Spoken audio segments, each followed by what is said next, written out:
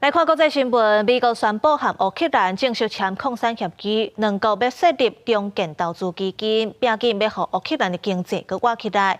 那美国也未搁坚持，甲过去3年3500亿美金的援助列入去协议内底。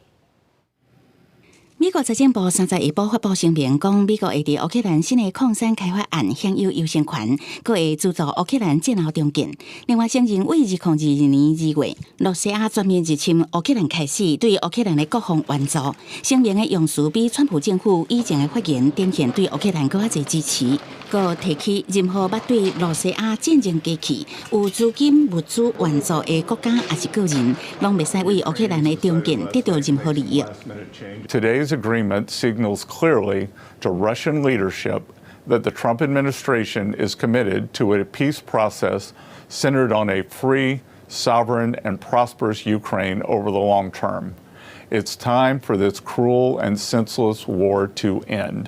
乌克兰第一副总理斯维里登科伫 X 大文公布协议的9项关键要点，像讲有境内所有资源的完整主权，双方分组加股权的比例各一半。基金前10年的协议，将来当用伫投资乌克兰。协议爱符合宪法，乌克兰甲欧洲一体化的进程无变。